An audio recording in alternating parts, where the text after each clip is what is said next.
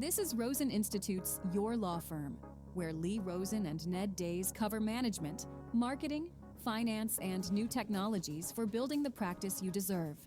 Here's Lee Rosen. It's good to be with you here at Tan Son Nhat International Airport in Ho Chi Minh City, Vietnam, during a layover on our journey from Nhat here in Vietnam to Bangkok in Thailand. This is a bustling airport consisting of two main terminals, one for domestic and one for international. It's really no surprise how busy it is, given that the Ho Chi Minh City Hanoi route, it's one of the busiest air routes in the world, with flights departing all day long, every few minutes. This hustling, bustling, chaotic airport, it really reflects the energy of Vietnam. Like most of the country, it operates at full capacity, and it's being expanded right now in order to keep up with demand. The new Terminal 3 is under construction. It's going to add capacity for millions of more passengers every year. Vietnam itself is vibrant and brimming with life. Its young, fast-moving population works tirelessly and just fills the air with activity and with noise. The airport absolutely captures the essence of this country perfectly. It's a hive of energy constantly percolating with movement and excitement. Vietnam is a terrific place to visit. It's time for your tech tip. Despite the wide variety of tools we have at our disposal for communication, email is still where a lot of us spend the bulk of our time.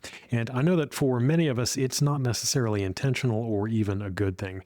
Dealing with email chews up a huge amount of time we could be spending on more productive work, but of course that's only if we actually respond to it. Some of us prefer to put things on the back burner and then let them simmer for a while, a long while, and let that little red badge about our unread messages balloon to astronomical proportions.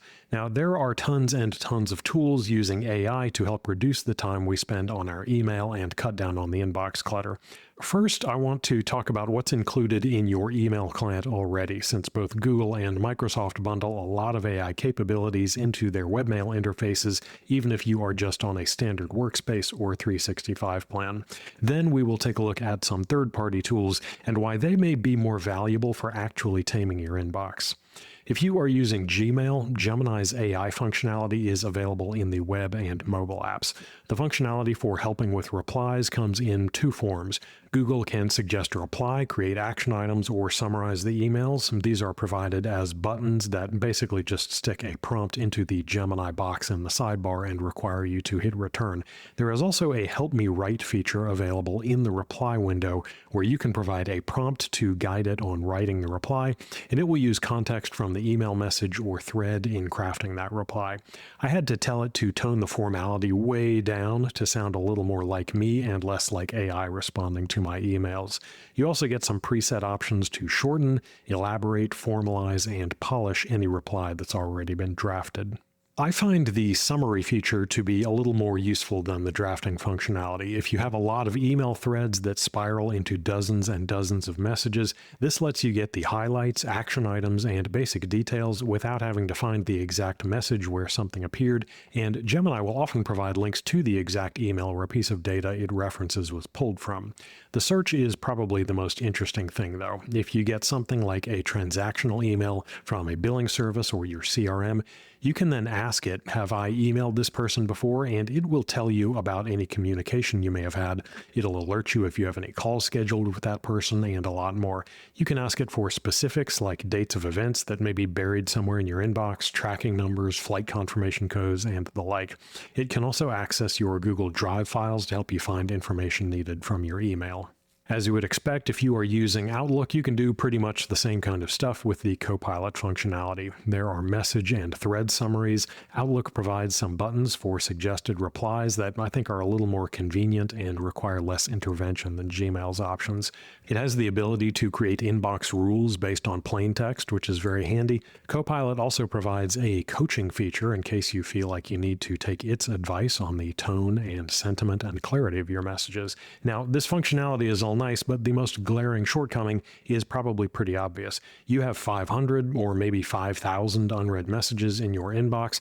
Thinking of a way to prompt AI to create the perfect reply for each one, or fiddling with options to get the tone just right, or allowing the AI to coach you on crafting better emails is a time suck, not a time saver. And that's where some of these third-party tools start to make a little more sense. They tend to be a little better at crafting replies automatically and in your tone of voice.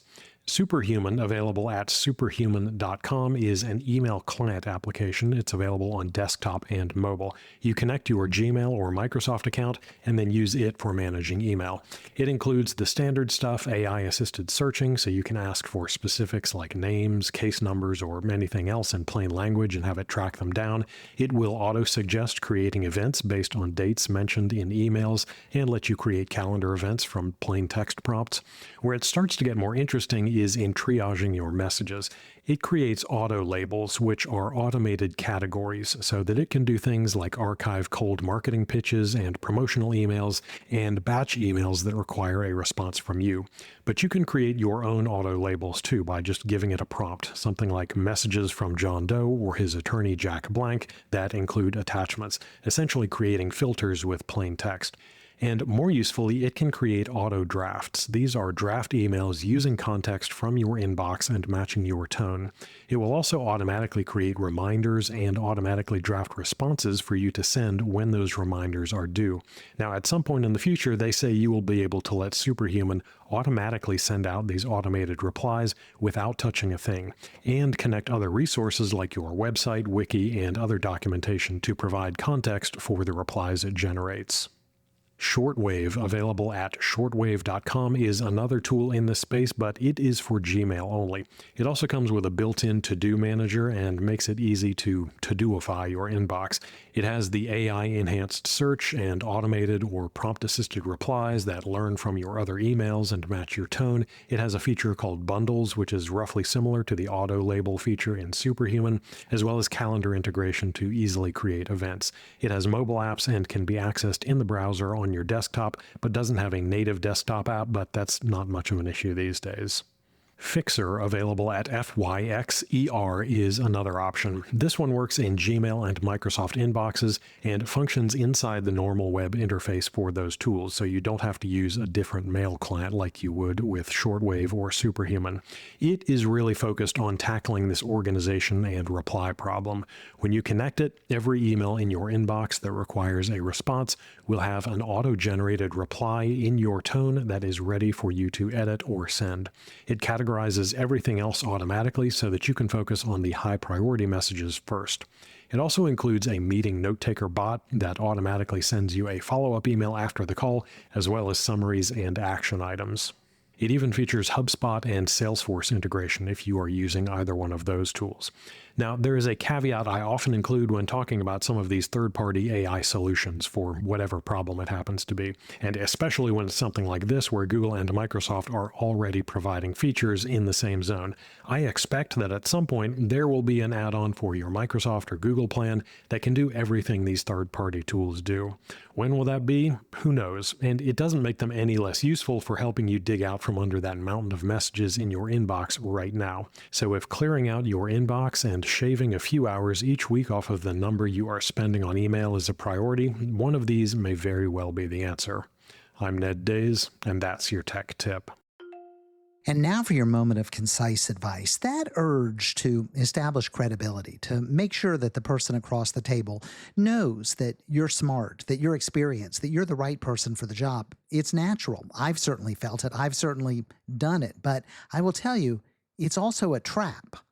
I've sat through plenty of lunches trying to direct the conversation toward my expertise, dropping credentials, sharing success stories, making sure that they knew that I was the real deal. But what did that get me? Well, not very much. But then I started noticing something. Some people, they didn't need me to steer the conversation. They just took over.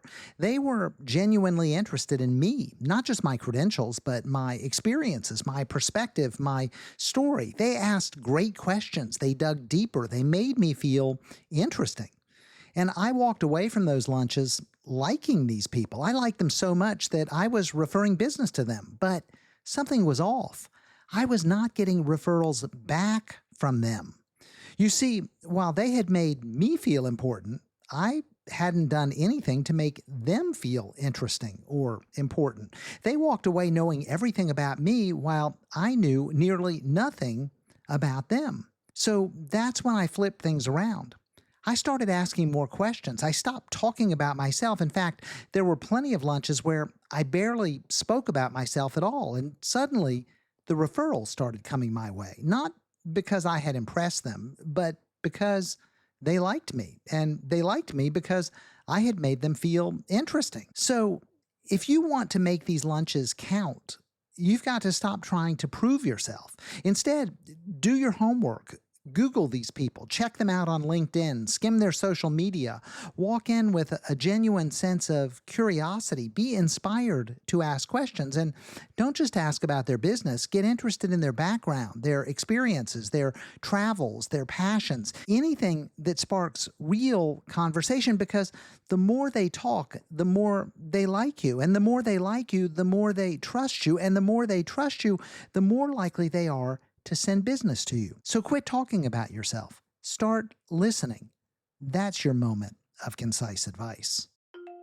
Wrapping up from the airport in Saigon, thanks for spending a few minutes with me and Ned today. We hope you have a great weekend and an even better week next week. Keep plugging away, moving forward, and getting things done. You're on the right track. You'll get there, I promise. We're all in this together, and together we build better practices through better marketing, better management, and better technology. Until next time, I'm Lee Rosen. Thanks for listening to Your Law Firm. Subscribe to the Friday File at roseninstitute.com and join thousands of lawyers focused on working on instead of in their practices. You'll find safe, successful, actionable approaches for transforming your firm. Sign up for free at roseninstitute.com.